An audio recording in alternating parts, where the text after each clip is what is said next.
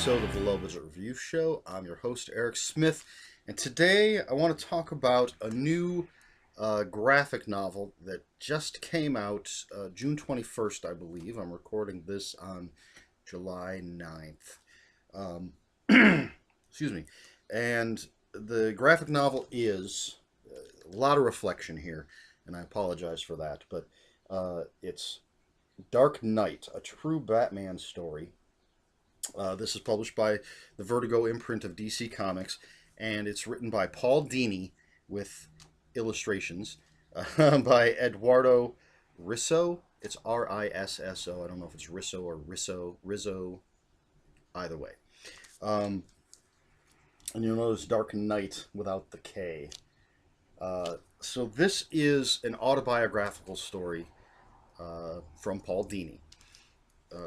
If you're a fan of Batman the Animated Series, you may recognize Paul Dini's name.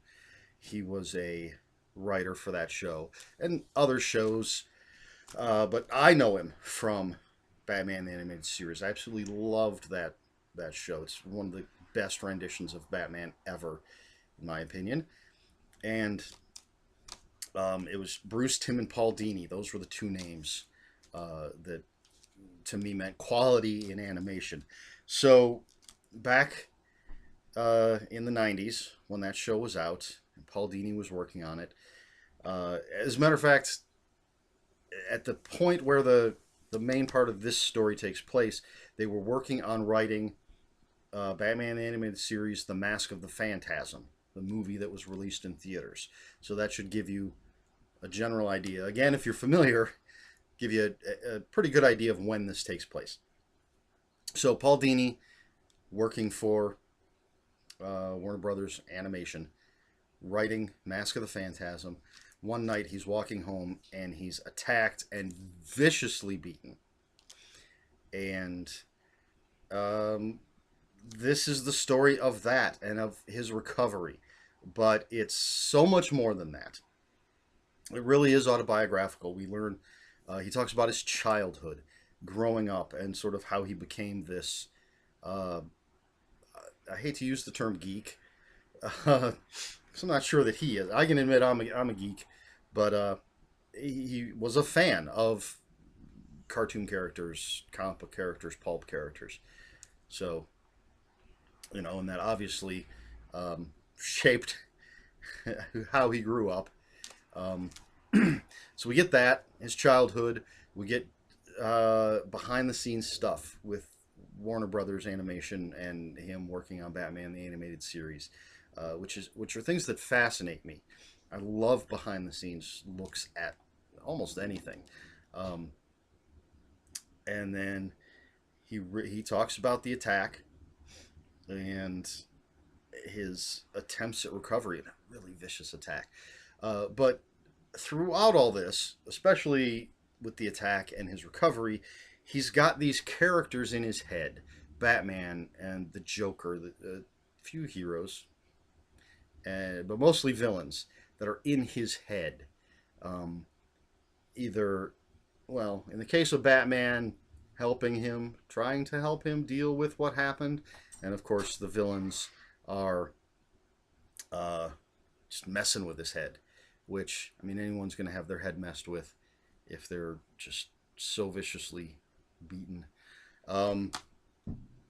So that's what this is. It's the story of Paul Dini and this huge event in his life, but not just that event. Glimpses of his life in general, and it's an amazing story. I think. People say, "Oh, it's very brave of them to talk about this," and it's not the same bravery as running into a burning building to save somebody, but it does take something to be able to open up. And he opens up about a lot of stuff. Again, not just about the attack, but about things in his personal life as well. So it does take something special to talk about that sort of thing. Because it's not always pretty, and a lot of people want to hide that sort of thing. Everyone wants to put their best face forward. He lays himself bare. So very well written story. It's sort of structured as Paul Dini pitching the story that we're reading. So it's a little meta that way, I suppose. So beautifully written, heart wrenching, uplifting story. Um, but talking about beauty, the artwork is amazing. Um, Now, I'm familiar with Eduardo Risso. I'm just going to go with Risso. I'm familiar with his work from 100 Bullets, from Hellblazer. Um, I think those are the two main things that I know his work from. And you're going to see that style. If you're familiar with those books, you'll see that style in here, but you'll also see that he takes on other styles as well. And I'm going to show you, I'm not going to show you everything, but there are a couple of things I wanted to show you. Hopefully, you can see these well enough. Right off the bat, this is just an amazing picture. Can you see that? That's just fantastic. Um, and that's different than the style that I'm used to seeing from him. And then there was another one here that's very reminiscent. When it comes to the attack itself, I think that's when his artwork is most like what I'm used to from, again, 100 Bullets and Hellblazer. So this is a decent one. It's got Batman in it, but this looks most like the artwork that I'm most familiar with from Eduardo Risso, and that's sort of a not really a dream scene, but sort of Paul Dini thinking about what would have happened if Batman truly existed, what could have happened during his attack. And then there was one more really wild picture that I wanted to show you, if I can find it here. I probably should have just bookmarked these, but I didn't, so what are you going to do? There's Poison Ivy and the Joker. There's all sorts of crazy... Wow.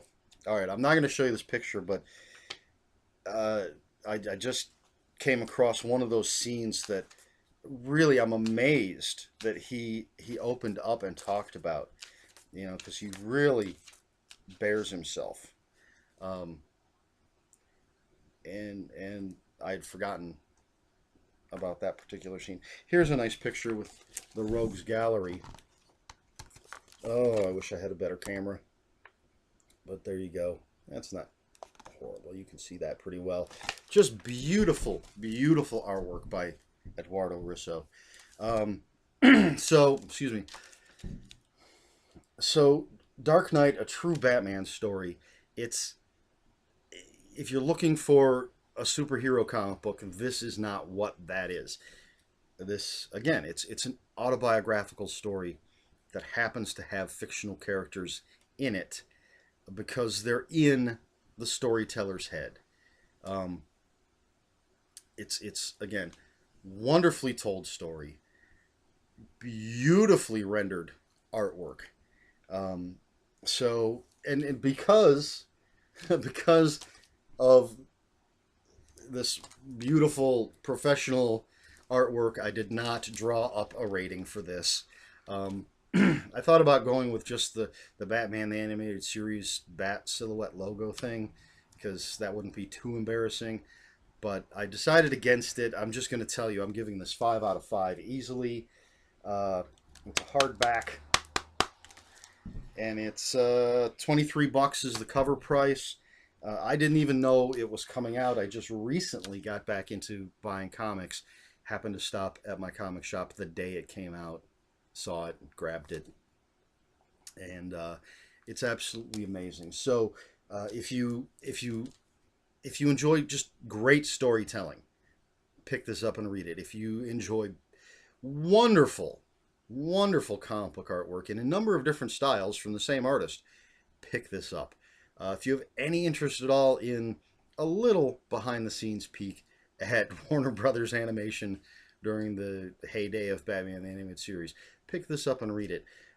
Just if you want a story about humanity, and how fragile it is, and yet how strong it is. Pick this up and read it. It's just it's a story worth reading, and it's beautiful to look at. I could, man, I would love to see some of these illustrations turned into posters, especially that first one I showed you with Batman 66, as they call him. That would just make a fantastic poster. Um, so that's it. Uh, Dark Knight, a true Batman story by Paul Dini, Eduardo Risso.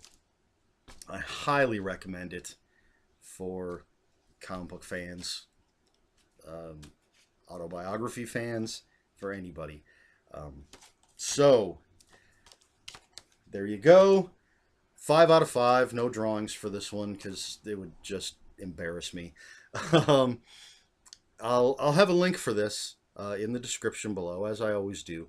If you have any comments, questions, or corrections, if you know the proper way to pronounce Eduardo Risso's name, um, any of that, put it in the comments below. Please like, share, and subscribe. Um, and I guess that's it. So this has been a special episode of the Low Budget Review Show. I have been a special version of Eric Smith. And until next time, read more books.